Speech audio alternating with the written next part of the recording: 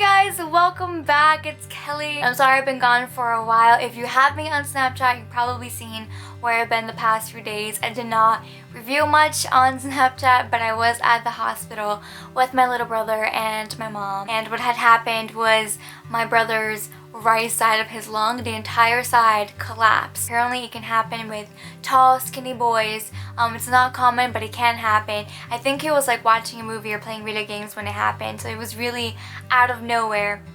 And it was really scary too. And we were in the hospital with him every night until we got back yesterday. For all of you who have been sending your words of encouragement, even if just through a Snapchat message, I want to tell you guys really thank you for all your prayers and all your support.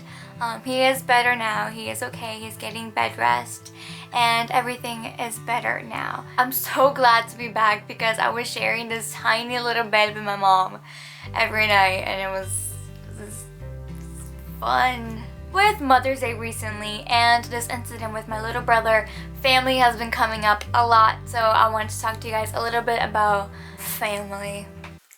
Family, don't you just family. There's a quote from D.L. Moody that says, "A man ought to live so that everybody knows he's a Christian, and most of all, his family ought to know." Alright, raise your hands if your family drives you crazy sometimes. And? Anyone else? Anyone? You.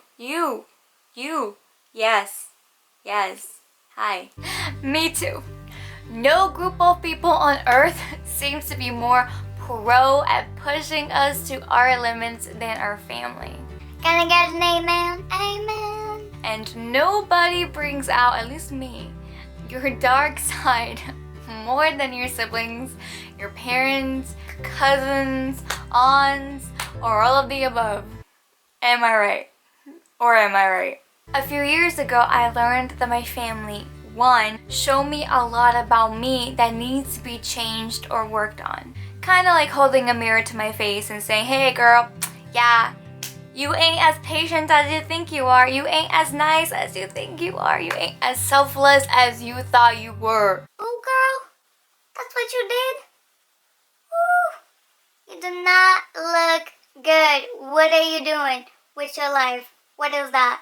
What? That's what I look like when I did that? Oh no, that ain't gonna work. Two, they gave me plenty of opportunities to practice. And three, they mold the kind of person I am becoming. My relationship with my mom, my dad, and my little brother captures what I am bringing right now into future relationships. I remember my mom would tell me, "You like him? Okay, pay attention to how he treats his mother because that will show you how he treats the most important women in his life." And it's true. So I began to watch how I treated those closest to me and how I handled situations because the type of godly woman, wife or mother, God willing, that I will be can be molded right now. So next time your little sister takes your clothes and leaves it nice and stained, just remember, what can this opportunity teach you about communicating or handling your frustrations, about forgiving and forgetting? Because maybe one day it will be your 6-year-old doing the same thing to you. What will you bring to the table then?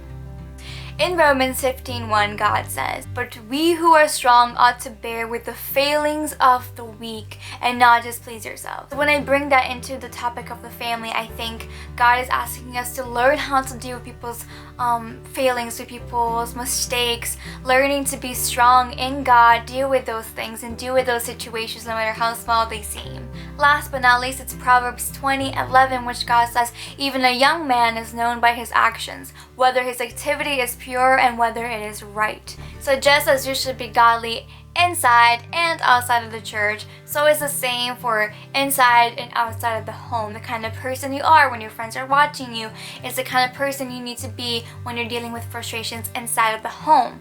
The same person, the same character. In fact, the family should only enhance that in you.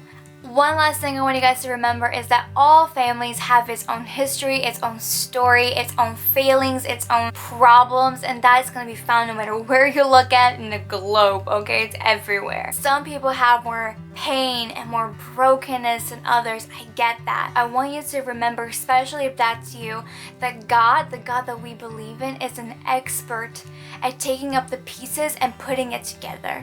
Okay, he's an expert at taking the ashes and turning it into beauty, at taking your crumbles and turning it into a masterpiece. He's an expert because he has done this from the beginning over and over and over again, and he takes pride and joy in doing that in your life. There's nothing too big for him to handle. So what you gotta do is let him take your own faults, bring it to light, obviously, and take the faults of those that are around you and use all of that for your own growth. He will not let you down. He will amaze you if you only let him. So thank you guys so much for watching this video, and again for bearing it with me. Thank you so much for all the messages and support that you guys have been giving to me, especially now with the whole thing with my family. You guys are unbelievable. You are priceless creations of God, and I'm just so thankful for each and every single one of you. It means the world. Thank you, you guys. Click the like button if you enjoyed the video. Subscribe before you go if you want to hear more stories and craziness from me, just sharing what I've learned with you. Then you make sure that you subscribe and you join the family, and you're very welcome to do so. Make sure that you also leave your sweet thoughts down below, because I read each and every single one of them and I love them. So make sure you do that before you leave here today. Have a great weekend, everybody, and I will see you next Friday with more good stuff.